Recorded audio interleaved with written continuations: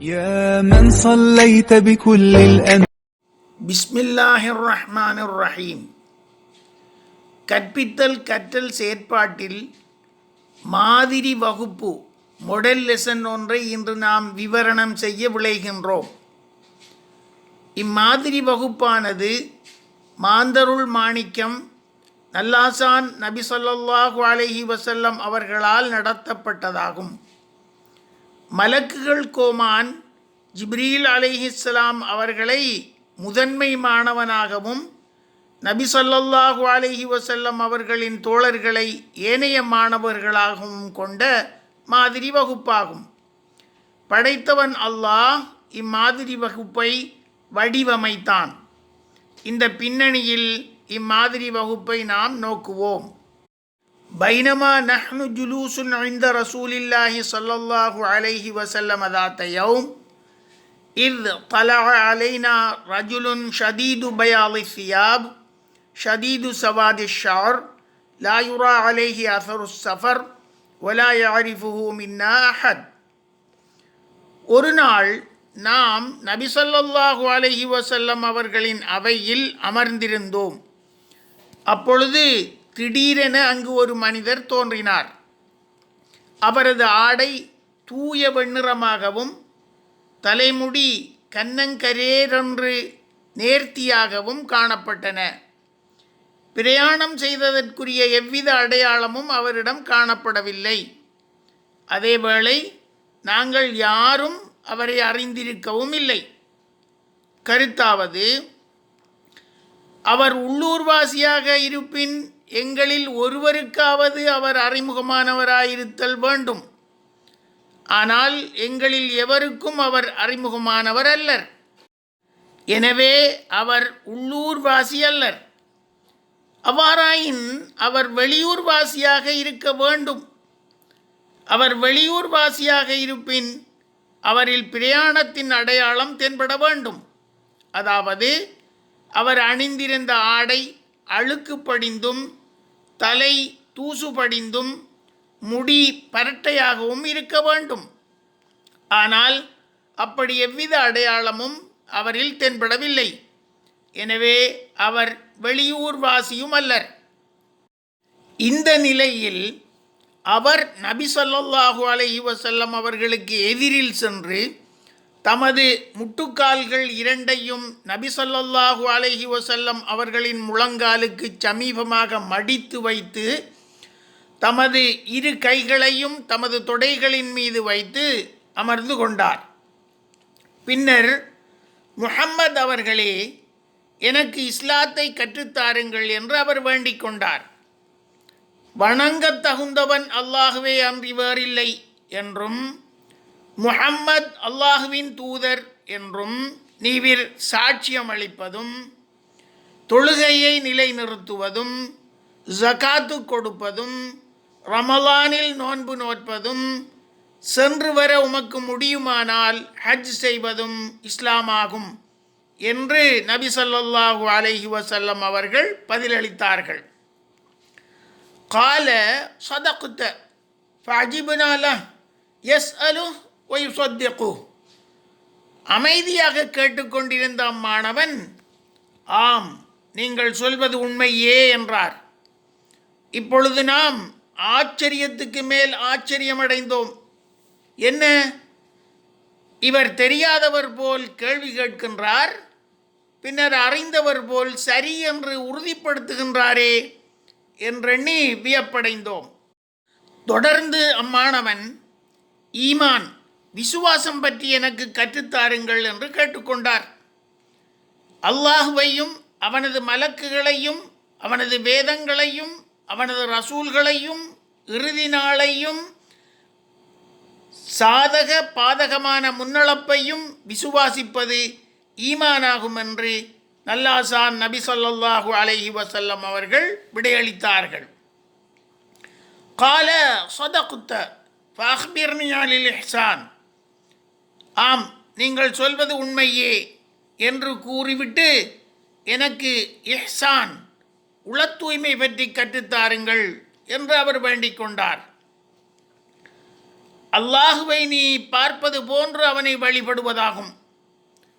நீ அவனை காணாவிடினும் அவன் உன்னை பார்க்கின்றான் என்று நபி ஸல்லல்லாஹு அலைஹி வஸல்லம் அவர்கள் விடை கூறினார்கள். பின்னர் மறுமை பற்றி எனக்கு கற்றுக் கொடுங்கள் என்று அம்மாணவன் கேட்டுக்கொண்டார்.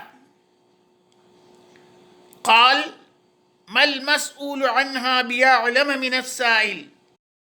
கேள்வி எழுப்பியவரை விட பதிலளிப்பவர் இது பற்றி அறிந்தவர் அல்லர் என்று நல்லாசான் நபி ஸல்லல்லாஹு அலைஹி வஸல்லம் அவர்கள் பதிலளித்தார்கள். அப்பொழுது அவர், அப்படியானால் அதன் அடையாளங்களை எனக்கு கற்றுத்தாருங்கள் என்று வேண்டினார். அடிமை எசமானை ஈன்றெடுப்பதையும் பாதரட்சையற்ற, ஆடையற்ற, வாழ்வதற்கு வழியற்ற ஆட்டிடையர்கள் மாட மாளிகை அமைப்பதையும் நீர் காண்பதாகும் என்று நபி ஸல்லல்லாஹு அலைஹி வஸல்லம் அவர்கள் பதிலளித்தார்கள். இதனையும் அமைதியாக கேட்டுக்கொண்டிருந்த அம்மாணவன் பின்னர் சென்று விட்டார். நான் நீண்ட நேரமாக காத்து கொண்டிருந்தேன். நீண்ட நேரத்தின் பின்னர் என்னை உமர் என்று அழைத்த நல்லாசான் நபி ஸல்லல்லாஹு அலைஹி வஸல்லம் அவர்கள், கேள்வி எழுப்பிய மாணவன் யார் என்று உமக்கு தெரியுமா என்று என்னிடம் கேட்டார்கள்.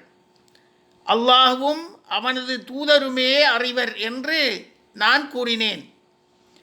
அவர் ஜிப்ரீல் ஆவார். உங்களுக்கு உங்கள் சன்மார்க்கத்தை கற்பிப்பதற்காகவே அவர் வருகை தந்தார் என்று நபி ஸல்லல்லாஹு அலைஹி வஸல்லம் அவர்கள் கூறினார்கள். உமர் ரலியல்லாஹு அன்ஹு என்ற சீடரால் அறிவிக்கப்பட்ட இந்த ஹதீஸுக்கு சமனான ஆனால் சற்று வித்தியாசமான மற்றும் ஒரு அறிவிப்பு அபூ ஹுரைரா ரலியல்லாஹு அன்ஹு என்ற மாணாக்கர் வழி வந்துள்ளது. ஹதீஸ் ஜிப்ரீல் என்று கற்பித்தல் கற்றல் துறையில் மிக பிரபலமாக பேசப்படும் இந்த ஹதீஸிலிருந்து பல தரவுகளை நாம் பெறலாம். அவையாவன: 1, இங்கு கற்பித்தல் கற்றலில் மொடல் கிளாஸ் மாதிரி வகுப்பொன்று நடைபெற்றிருப்பதை எவரும் எளிதில் விளங்கலாம். உங்களுக்கு உங்கள் சன்மார்க்கத்தை கற்பிப்பதற்காக அவர் வருகை தந்தார் என்று நபி ஸல்லல்லாஹு அலைஹி வஸல்லம் அவர்கள் கூறியிருப்பது இதனையே ஆகும். 2, இந்த மாதிரி வகுப்பின் ஆசிரியர் நல்லாசான் நபி முஹம்மது ஸல்லல்லாஹு அலைஹி வஸல்லம் அவர்கள்தான் என்பதை விளங்கிக் கொள்வது சிரமமான காரியமல்ல. 3, இந்த வகுப்பின் பிரதானமானவன் மலக்குகள் கோமான் ஜிப்ராயில் அலைஹிஸ்ஸலாம் அவர்கள் என்பதை பின்னர் நபி ஸல்லல்லாஹு அலைஹி வஸல்லம் அவர்கள் தெளிவுபடுத்தியுள்ளார்கள்.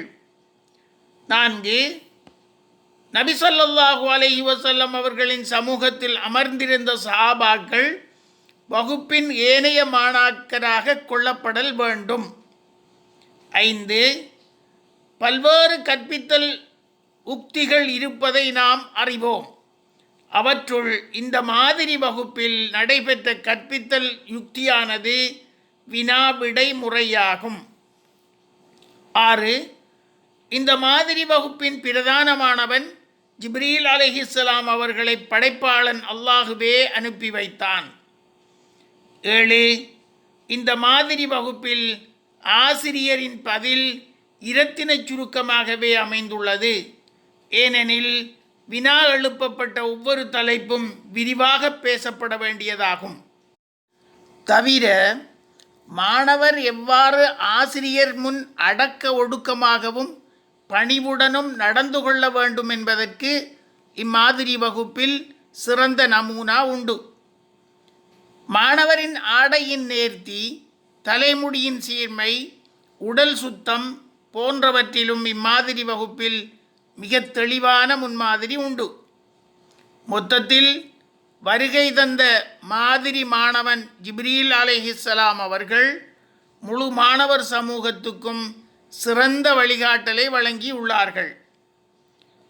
மாதிரி வகுப்புக்கு சமூகம் அளித்த மாணவன் ஜிப்ரீல் அலைஹிஸ்ஸலாம் அவர்களை ஏனைய மாணவர்களான சஹாபாக்கள் அறிந்திருக்கவில்லை.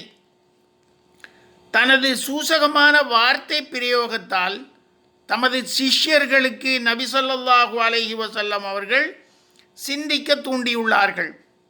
அதாவது மறுமை நாள் பற்றி மாணவன் ஜிப்ரீல் அலைஹிஸ்ஸலாம் அவர்கள் கேட்ட வினாவுக்கு ஆசான் நபி ஸல்லல்லாஹு அலைஹி வஸல்லம் அவர்கள் விடையளித்திருக்கலாம். அது அவர்களால் முடியாததொன்றல்ல. ஆனால் அவர்கள் விடையளிக்கவில்லை. வினா எழுப்பிய மாணவனை விட ஆசிரியனாகிய தான் இது பற்றி அறிந்திருக்கவில்லை என்று கூறியதன் மூலம் ஏனைய மாணாக்கருக்கு ஒரு செய்தி வழங்கப்படுகின்றது. அது என்ன?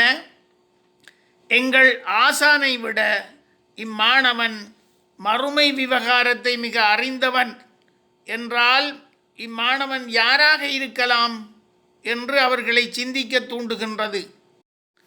உமர் ரலியல்லாஹு அன்ஹு அவர்களை விழித்து, வினா எழுப்பியவர் யாரென்று உமக்கு தெரியுமா என்று நல்லாசான் நபி ஸல்லல்லாஹு அலைஹி வஸல்லம் அவர்கள் கேட்டதானது இச்சம்பவம் நடைபெற்று 3 நாட்களின் பின்னராகும் என இந்த ஹதீஸுக்கு விளக்கமளிப்போர் கூறுவர். இதன் வழி 3 நாட்கள் வரை புதிராக விட்டு வைத்திருந்த பின்னரே நல்லாசான் நபி ஸல்லல்லாஹு அலைஹி வஸல்லம் அவர்கள் இப்புதிரை விடுவித்துள்ளார்கள். மாணாக்கரின் பொறுமைக்கும் ஆசிரியரின் பொறுப்புணர்ச்சிக்கும் இதைவிட வேறு என்ன சான்று வேண்டும்? படைப்பாளன் அல்லாஹ் வடிவமைத்து மலக்குகள் கோமான் ஜிப்ரீல் அலைஹிஸ்ஸலாம் அவர்களை அனுப்பி நல்லாசான் நபி ஸல்லல்லாஹு அலைஹி வஸல்லம் அவர்களிடம் வினா தொடுத்து இருவருமாக ஒரு மாதிரி வகுப்பு நடத்தி காட்டும் அளவு கற்பித்தல் கற்றலானது முக்கியத்துவம் பெற்றுள்ளது என்பது இங்கு மனங்கொள்ளத்தக்கதாகும்.